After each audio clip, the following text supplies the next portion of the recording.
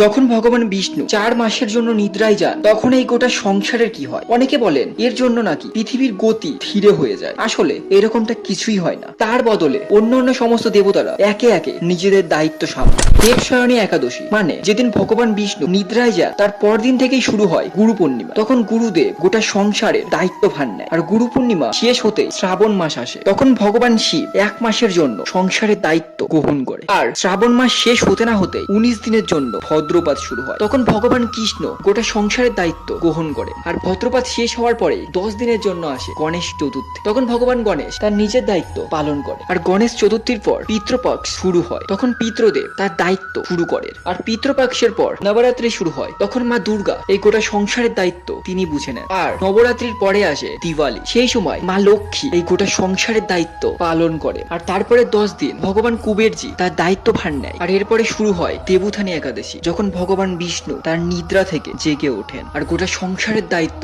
আবার তার নিজের কাঁধে নিয়ে নেন। তো কেমন লাগলো আজকে তোমাদের এই পুরো স্টোরিটা? ভালো লাগলো অবশ্যই কমেন্টসে জানাবে। আর চ্যানেল নতুন হয়ে থাকলে অবশ্যই সাবস্ক্রাইব করে রাখবে। দেখা হচ্ছে নেক্সট ভিডিওতে। ততক্ষণের জন্য বাই।